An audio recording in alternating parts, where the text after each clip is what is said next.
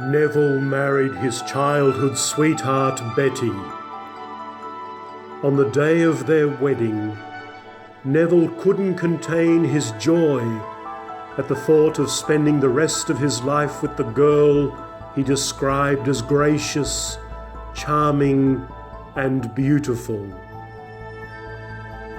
They became the proud parents of 2 children, Anthony and Josephine. Sadly, just after Betty turned 41, she was diagnosed with Parkinson's disease and spent much of the rest of her life in a wheelchair, eventually being confined to bed. It was tough for Neville and Betty, but somehow they managed with help from nurses and carers. At 68, Betty could no longer battle her illness, and with Neville by her side, she died peacefully at home. About 3 months after Betty's death, Neville's son Anthony died from a sudden heart attack, aged 44. 3 years later, Neville also buried his daughter Josephine, who was tragically killed in a car accident on her way home from work. She was 45. Neville has endured more than his fair share of suffering and the absence of loved ones. The loss of his wife and children in the space of a few short years took a huge toll on Neville. His grief was overwhelming, and he often just sat on his veranda, sobbing uncontrollably or staring into space.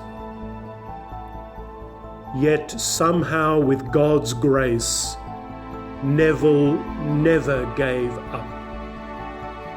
He found within himself the strength to carry on and to find new meaning in his life. With the closing of doors, new ones were opened.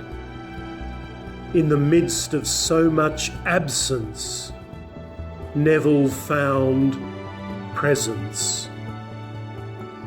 He discovered lawn bowls and made a whole group of new friends.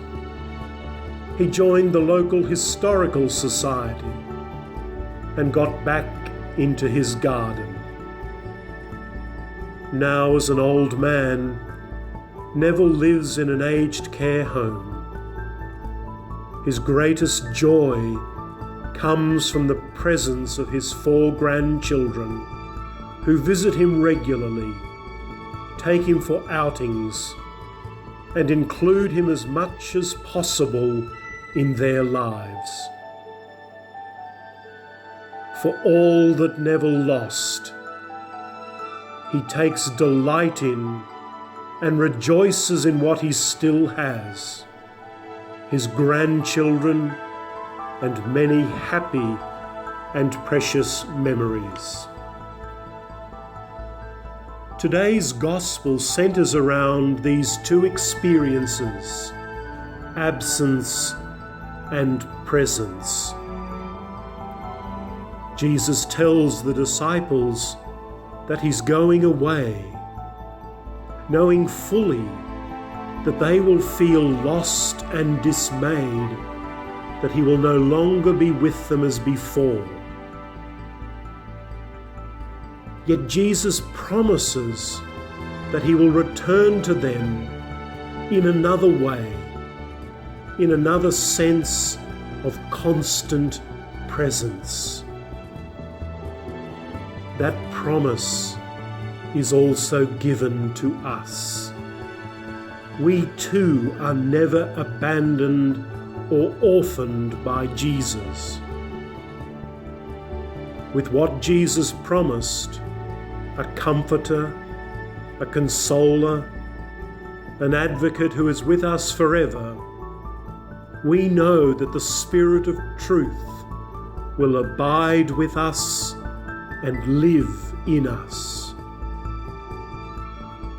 It's easy to be tempted to focus on absence, on what we've lost. The challenge for all of us is to see what remains, not what is gone, and then to discover the presence of the Spirit in and around us, the Spirit who inspires, motivates, and brings us new life. Within the absence, the presence of Christ is always with us.